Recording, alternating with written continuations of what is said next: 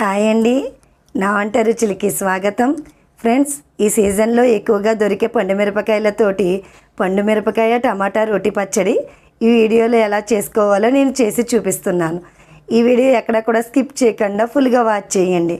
ఇంకా video start చేసేద్దాం.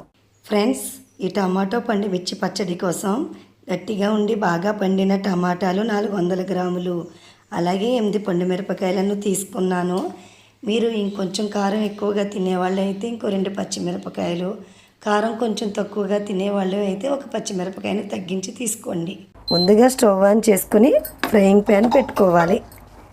Pan లైట్గా హీట్ అయిన తర్వాత 1.5 స్పూన్ల ధనియాలు, 1/2 స్పూన్ జీలకర్ర, 1/2 స్పూన్ మెంతులను కూడా వేసుకుని ఇప్పుడు వీటిని సిమ్లో కాసేపు వేగనివ్వాలి.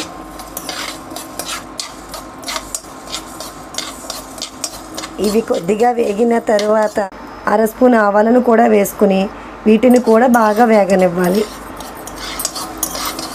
వీటన్నిటిని డ్రైగా వేయించుకున్న తర్వాత స్టవ్ ఆఫ్ చేసుకుని చల్లారిన తర్వాత పౌడర్ చేసుకోవాలి. తర్వాత అదే ప్యాన్లో ఒక చిన్న టీ గ్లాసుతో 1/2 గ్లాసు గాను నూనెను వేసుకోవాలి. ఆయిల్ లైట్గా హీట్ అయిన తర్వాత 6 పండుమిరపకాయలను ఈ విధంగా చిన్న ముక్కలుగా కట్ చేసుకుని వేసుకోవాలి. వీటిని లో ఫ్లేమ్లో వేగనివ్వాలి. ఈ విధంగా కలర్ చేంజ్ అయిన తర్వాత ఒక గిన్నెలోకి తీసుకోవాలి.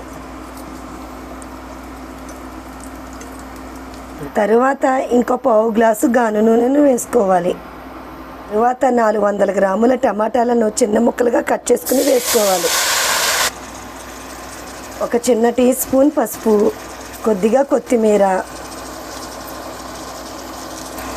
ఉసిరికాయ సైజు చింతపండును వేసుకోవాలి. అలాగే కొద్దిగా ఉప్పును కూడా వేసుకుని ఇప్పుడు వీటన్నిటిని కూడా బాగా మగ్గించుకోవాలి. ప్లీజ్ ఫ్రెండ్స్, ఈ వీడియోని చూస్తున్న వాళ్ళు ముందుగా ఈ వీడియోని లైక్ చేయండి. మీరు ఇచ్చే లైక్స్ కామెంట్స్ వల్ల నా వీడియోస్ ఇంకొంచెం ముందుకు వెళ్ళటానికి ఎంతో సపోర్ట్ చేసిన వారు అవుతారు. ఈ విధంగా బాగా మగ్గిన తర్వాత స్టవ్ ఆఫ్ చేసుకుని అదే బౌల్లోకి తీసుకోవాలి. బాగా చల్లారిన తరువాత రోటీలో వేసుకుని పచ్చడిని చేసుకోవాలి.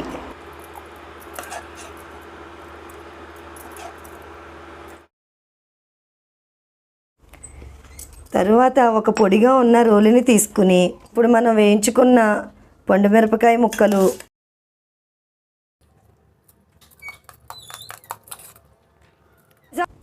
చిన్నవి 8 వెల్లుల్లి రెబ్బలు, కొద్దిగా ఉప్పును వేసుకుని దంచుకోవాలి. ఫ్రెండ్స్, పండుమిరపకాయలు ఈ విధంగా నలిగిన తర్వాత మనం మగ్గించి ఉంచుకున్న టమాటా వేసుకోవాలి.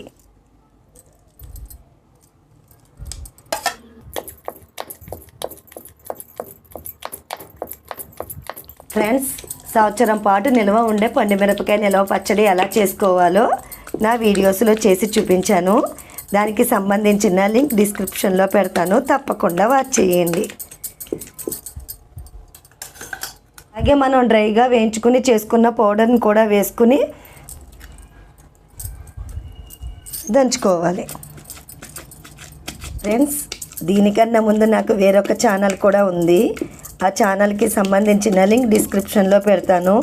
మీకు ఆ ఛానల్లో కంటెంట్ కూడా నచ్చినట్లయితే సబ్స్క్రైబ్ చేసుకుని ప్రక్కనే ఉన్న బెల్ ఐకాన్ని యాక్టివేట్ చేసుకోండి. అప్పుడే నేను నెక్స్ట్ పెట్టిన వీడియోస్ అన్నీ మీకు నోటిఫికేషన్ రూపంలో వస్తాయి. ఉప్పు సరిపోయిందో లేదో చూసుకోవాలి. లైట్గా తగ్గింది అనిపించింది కాబట్టి కొంచెం ఉప్పును వేసుకుని కలుపుకుంటున్నాను.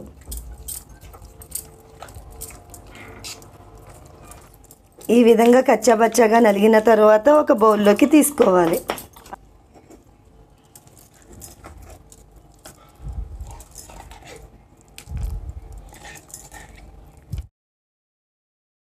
మరొకసారి స్టవ్ ఆన్ చేసుకుని తడకా ప్యాన్ని పెట్టుకోవాలి. ఇక హీట్ అయిన తర్వాత 1/2 గ్లాస్కి కొంచెం తక్కువగా గాను నూనెను వేసుకోవాలి. నూనె కొద్దిగా వేడెక్కిన తర్వాత 1/2 స్పూన్ పచ్చిశనగపప్పు, ఒక చిన్న టీ స్పూన్ జీలకర్ర, ఒక చిన్న టీ స్పూన్ ఆవాలను వేసుకుని ఇప్పుడు వీటిని లో ఫ్లేమ్లో కాసేపు వేగనివ్వాలి.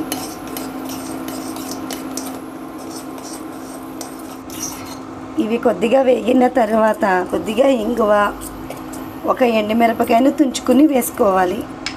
ఇప్పుడు వీటిని కూడా వేగనివ్వాలి. చివరిగా కొద్దిగా కరివేపాకు, కొత్తిమీరను వేసుకుని మొత్తం అన్నిటిని బాగా వేగనివ్వాలి.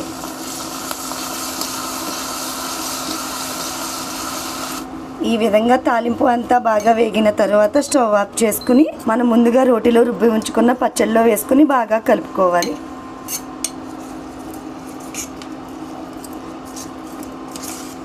అంతే ఫ్రెండ్స్, ఎంతో టేస్టీ అండి యమ్మీగా ఉండే టమాటా పండుమిరపకాయ రోటి పచ్చడి రెడీ. వేడి అన్నంలో ఈ పండుమిరపకాయ టమాటా రోటి పచ్చడి అలాగే కొద్దిగా నెయ్యిని కూడా వేసుకుని తింటే టేస్ట్ అయితే చాలా అదిరిపోతుంది. అంతే ఫ్రెండ్స్, ఎంతో టేస్టీ అండి యమ్మీగా ఉండే పండుమిరపకాయ టమాటా రోటి పచ్చడి ఎలా చేసుకోవాలో చూశారు కదా. మరి మీరు కూడా ఇదే విధంగా ట్రై చేసి మరి మీకు ఎలా వచ్చిందో క్రింద ఇచ్చిన కామెంట్ సెక్షన్లో తెలపండి. మరి అయితే ఈ వీడియో మీకు నచ్చింది అనుకుంటున్నాను. నచ్చితే మీ ఫ్రెండ్స్కి, మీ రిలేటివ్స్కి షేర్ చేయండి. మరి నా నెక్స్ట్ వీడియోలో కలుద్దాం. Okay, bye friends.